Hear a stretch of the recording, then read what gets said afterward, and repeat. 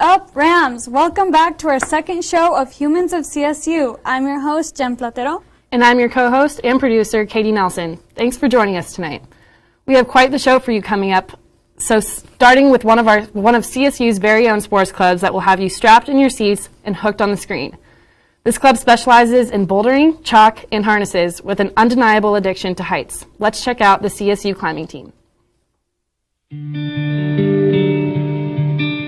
I came from Texas my freshman year, so being an out-of-state student and just not really having that, I didn't feel very grounded here yet, and so I was just kind of all over the place, didn't really know how to handle college and all the new freedom or who to go to.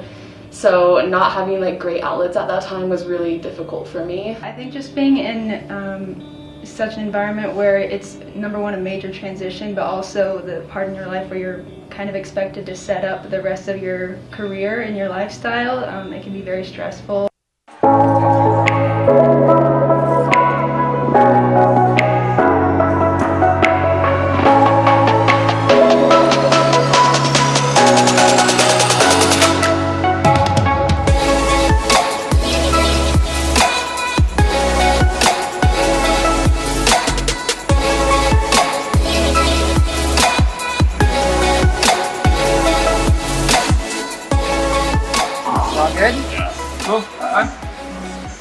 So I'm here with Peter Candell. Peter, how you doing? I'm pretty good. And we are at Ascent Climbing Studios, yes? Yes, Ascent Studio in Fort Collins, yep. So tell me a bit about your role as the CSU Climbing Team president. Yeah, so I'm the president. I pretty much run the show with the help of my officers. They do a huge part as well. We basically organize meetings, used to in the non-COVID times, but organize meetings, plan out the Facebook page, plan out all that kind of stuff. Nice. Yeah. So a little more about you. When did you join this team? Yeah, so I joined it, I guess 2 years ago, or my sophomore year. I'm now a senior. And I joined it because I've heard a bunch of good things about it and heard there's a bunch of fun people who like to climb hard and practice, and so I joined.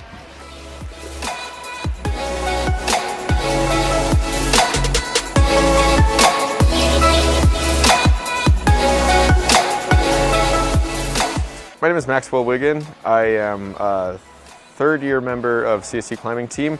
I'm the Travel and Safety Officer. This is my second year serving as that. Rock climbing is a really great way for me to get in shape and stay in shape, and it's a really fun way to stay active. You're always trying to solve a puzzle, and you're always trying to work out a problem that you don't know. A lot of what I enjoy is that you're not trying to get in shape just to be in shape. You're trying to get in shape to pull harder moves and do more interesting routes and stuff. So you're not just out trying to run laps to drop a lap time. You're actually trying to get in shape to pull harder moves and advance further in your climbing career.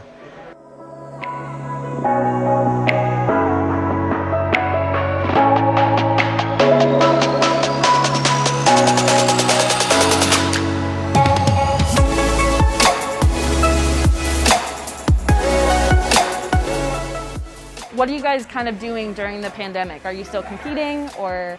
Yeah, so it's actually kind of interesting. So one, CSU is not allowing us to have in-person practices, which is unfortunate, but it's what you got. So we are doing kind of like Zoom workouts, but then we are also putting out practices for people to do on their own, workouts for them to do at the climbing gym kind of on their own for different team members. Nice. And then in terms of competitions, USA Climbing, which is essentially our governing board, they have actually, they've talked about, we don't know the exact format, but they've talked about doing a virtual competition series, which will essentially be each separate team competing at their own separate gyms and using an app to put in their scores and all that kind of stuff.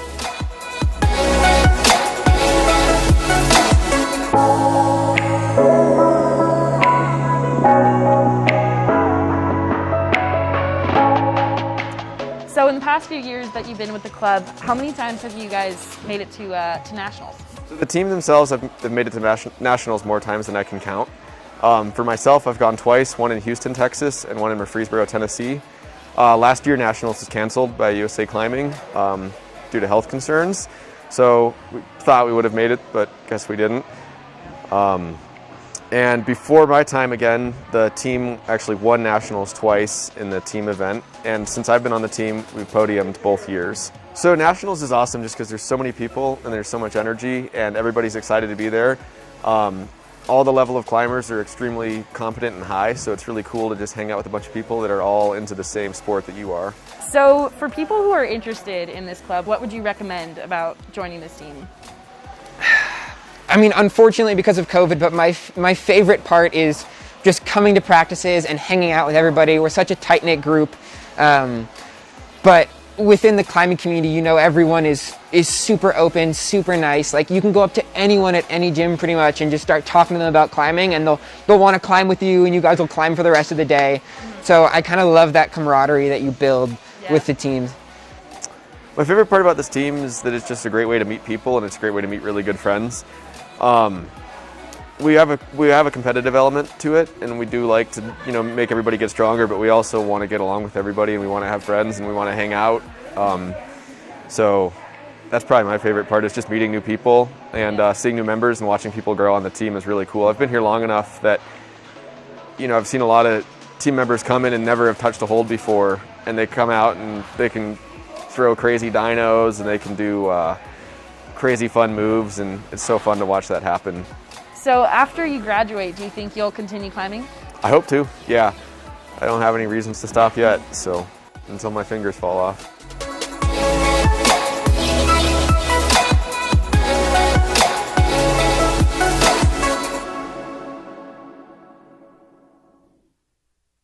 That was so fun, filming and interviewing that club. Peter and Max were really talented at climbing, but just like their energy about the whole team, like it was really inspiring to like see how much they cared about climbing. Yeah, definitely. And I can only imagine like the physical benefits that come with climbing. Is it a sport? Yeah, it's a sport. It's definitely a sport more for, you know, the outdoorsy kind of audience, because there's indoor climbing, but there's also outdoor climbing, which apparently they do a lot too down in like Pewter Canyon and everything like that. But what's interesting is that they are competing virtually. Yeah. I wonder how that will go. I really don't know. I feel like for COVID purposes, it would definitely, and people who are passionate in the sport, it definitely is still worth competing even though virtually. What do you think the benefits of virtual competition would be? I mean, I can see why they're doing it because of safety regulations and everything like that.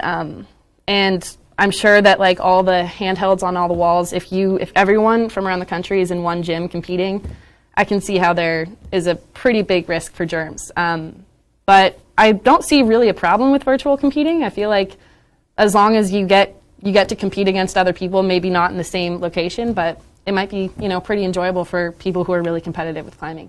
Definitely. And also, like, just each team going on and taking the mats separately would be nice, taking on climbing as well. So it'd be interesting to see, like, how they go about virtual competition.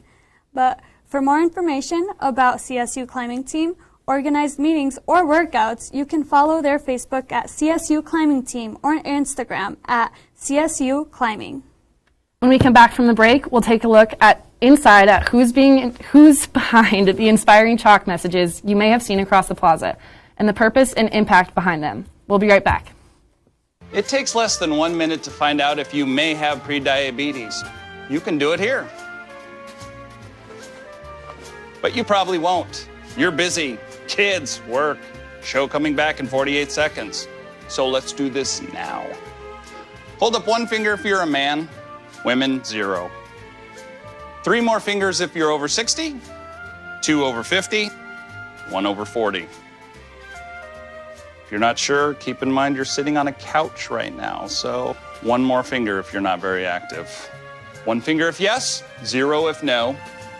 1 yes, 0 no. Next, find the body type that looks most like you and hold up that many fingers while I look around awkwardly. And that's it. If you're holding up 5 fingers or more, you probably have prediabetes. Sorry to be so blunt, but hey, you're busy. Just go to the site. Welcome back from the break, Rams. As you might know, October 2020 is Mental Health Month. Like Ethan Bird over in sports has mentioned earlier this month, mental health is something that applies to all of us and shouldn't be something people are ashamed to talk about. For those of you looking for mental health resources, we talked to Active Minds, a club on campus whose primary mission is to spread mental health awareness and education for young adults. We were able to sit down with some of the officers from Active Minds, where they shared with us the importance of mental health and how their chapter helps its members cope with mental health issues. Let's take a look. I came from Texas my freshman year, so being an out-of-state student and just not really having that, I didn't feel very grounded here yet, and so I was just kind of all over the place, didn't really know how to handle college and all the new freedom or who to go to.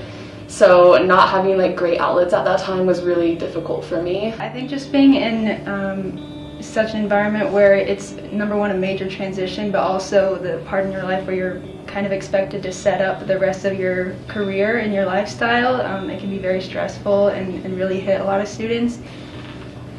I think mental health is crucial to college students just because a lot of kids are kind of discovering, learning about themselves, and that can be really vulnerable for some people. And I think that it's important that people have a support system. Mental health is something that, for a long time, wasn't really talked about a lot among young adults. A lot of us go through mental health challenges without reaching out to other people for help. Active Minds is a nonprofit organization focused on changing the conversation about mental health. They start chapters on campuses around the country in order to spread awareness and to help as many students as they can in coping with mental health issues.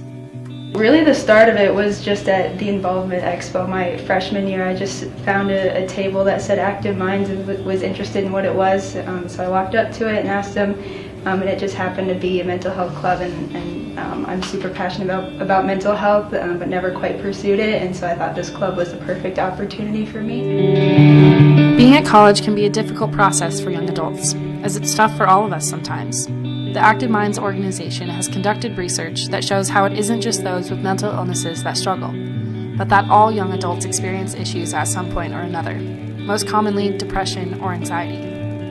I just felt very overall anxious. I didn't always know how to go about doing stuff. I didn't know how to stay motivated, so it was really difficult. Yeah, I'm kind of in the same boat as you.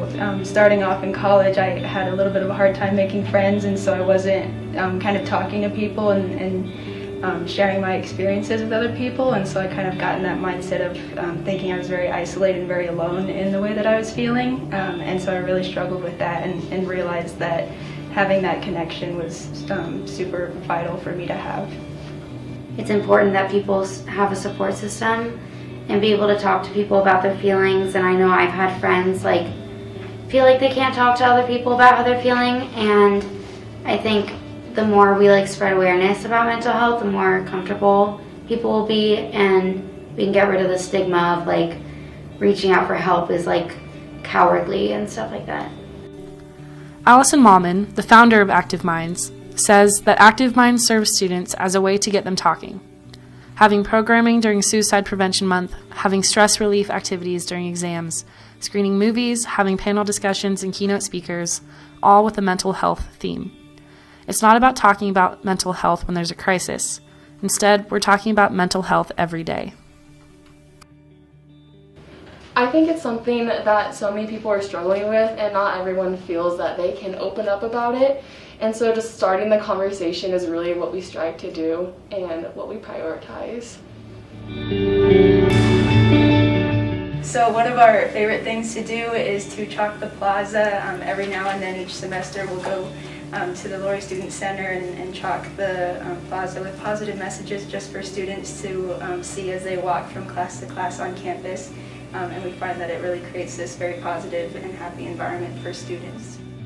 I know one of the events we did when we did the Valentine's Day Graham, saying you matter, you're loved by someone, I sent a bunch to my friends and they all were that made my day, just knowing that someone was thinking about me, even though it was anonymous or you could see who it was from, like they still said that it made them feel like special.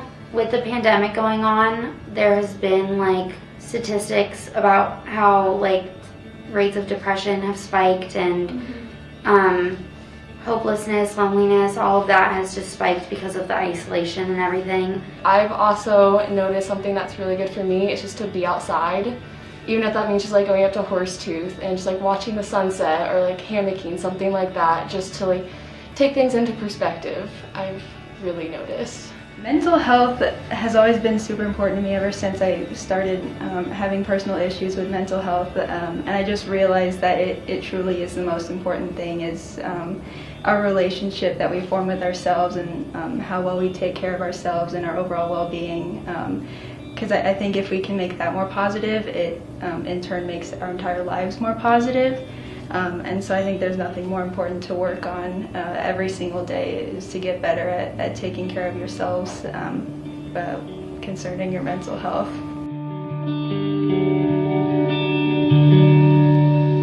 If you're interested in joining Active Minds, you can email them at csuactiveminds@gmail.com or reach out through their Instagram at CSU_ActiveMinds for any more information.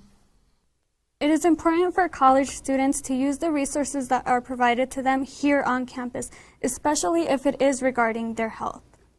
Yeah, I mean, especially like right now when we're still in a pandemic, but even like now that we're halfway through, classes in this semester, things are starting to get harder, and stress is a big thing for people. And sometimes you don't know if it's stress or anxiety or sadness or depression, and I think that Active Minds is a great resource for people who are confused between those feelings or want someone to help them out with it, or just want anyone to talk to about it that really isn't like, someone that is in their life day to day. But I love that Active Minds is here and like helpful for everyone who is wanting to get that kind of help. Yeah, for Rams tuning in tonight, this is just another resource that is provided to you here on campus for any other support that you do need, or if you need to like reach out to other health resources that are provided here on campus.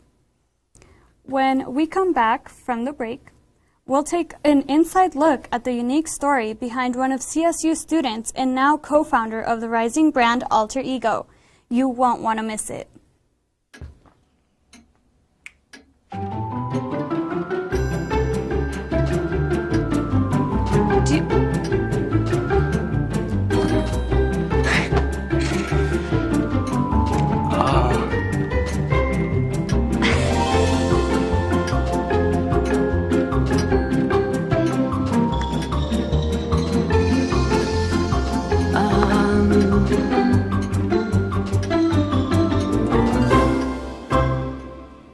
Listen, you're my friend. I noticed you haven't really been yourself recently. Yeah, I feel like something's up. How are you? Are you okay? Is there anything you want to talk about? I just want to know how you're feeling. And listen, even if you don't know what to say, I'm here to talk. No matter what you're going through, I just want you to know I'm here. I've got your back. When you want to talk, I'm here.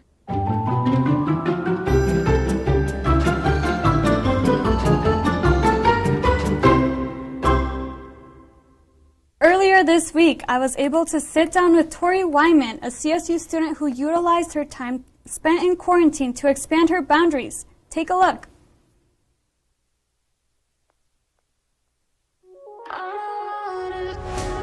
While most of us use the month of quarantine to relax and de-stress, Torey Wyman decided to combine her passion for journalism and fashion that sparked an opportunity to start her own business. And Emmy Larson, she lives in New York, and we actually met on TikTok because I was interested in what she was doing, and she was like, oh my gosh, you're a writer, like let's connect, like I really would love your help for this project. And like little did I know that this project she was talking about was like a total business.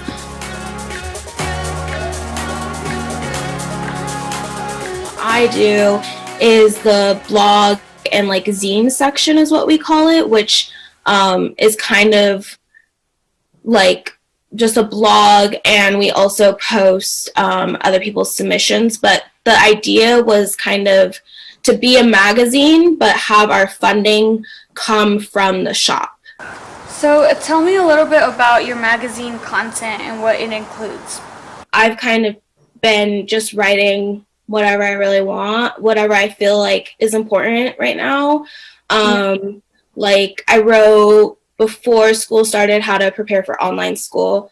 And it's really cool to see the feedback that I get because people are always like emailing our business account being like, oh my God, this was so helpful. Like we're also thinking about starting a podcast just to like be all things Gen Z, kind of that's our audience and our goal. And yeah, super cute. But yeah, we're just trying to make a kind of conglomerate business out of it. Alter Ego is a sustainable clothing brand that was built from scratch at the start of quarantine and launched towards the end of the summer. Selling out on their first launch, Torey tells us all about her experience. First drop that we had, we were not anticipating it at all. We completely sold out. It was actually nannying that day, and she had prepared a Zoom call for like the drop for like people to like everyone to join, and then she like pressed the publish button on the site, and after like 15 minutes we were sold out. And I got home and I was calling her and I was like, what is going on? She's like, I don't know, we sold out. And I was like, how? Crazy. So, that was like really crazy, but it was fun.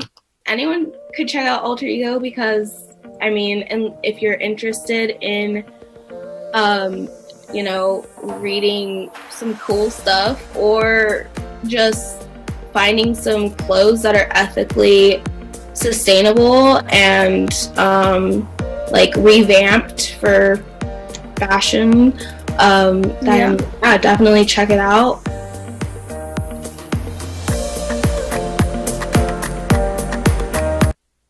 I can't believe that someone our age has already like started and made a business that has sold out the day they dropped.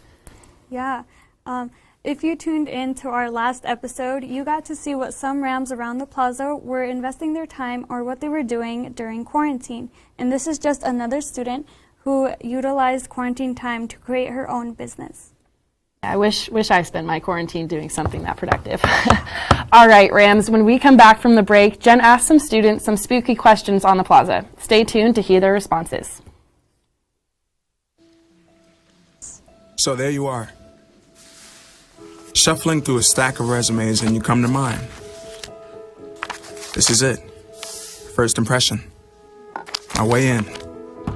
But here's the thing. Can my resume show you how I truly stand out?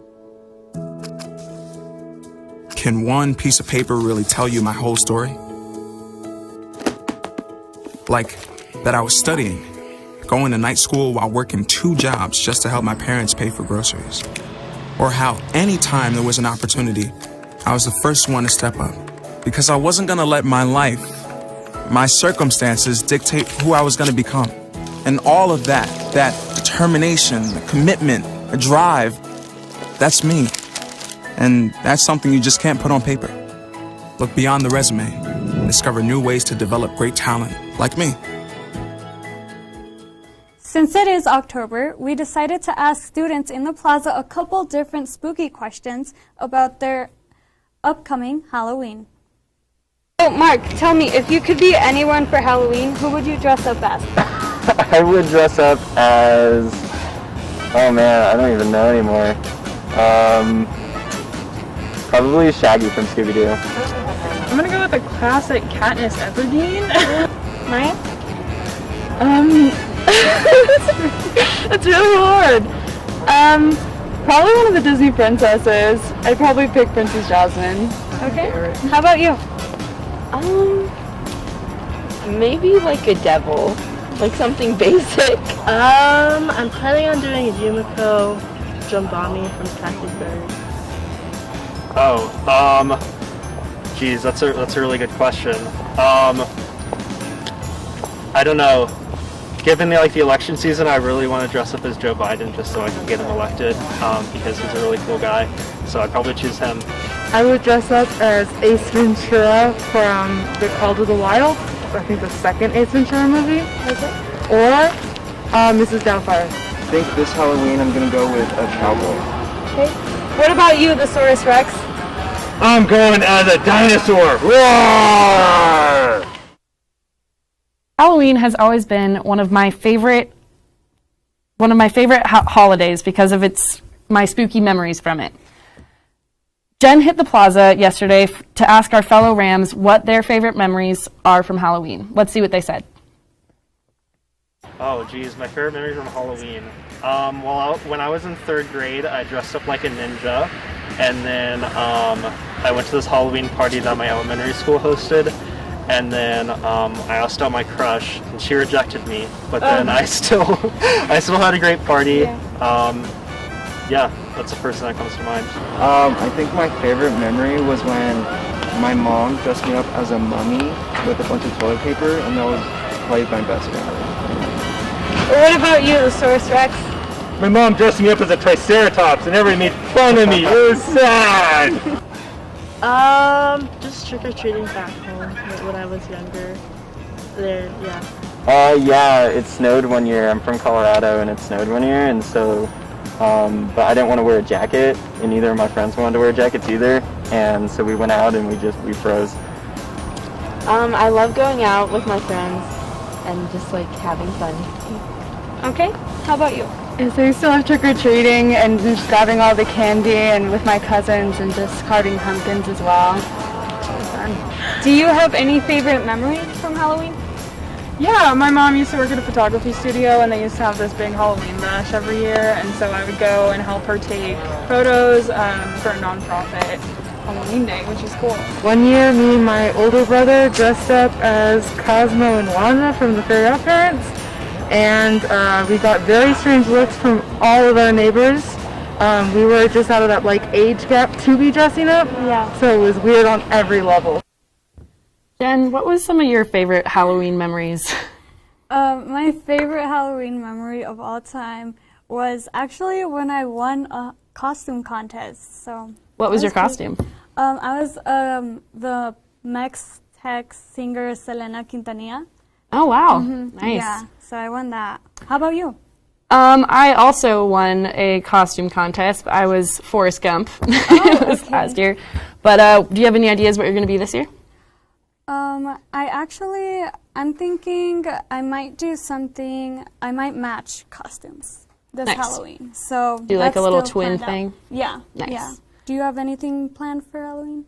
I'm thinking about doing the Blueberry Girl from Willy Wonka. I'm blanking on her name, but yeah, I feel like that'd be a pretty fun costume. Yeah. Yeah, that would be a great one. Yeah. For sure. Well, Rams, that is all the time we have for you tonight. Thank you for joining us. Make sure you tune in tomorrow night for CTV's Thursday news broadcast. We'll see you next month for Humans of CSU. And as always, have a great night.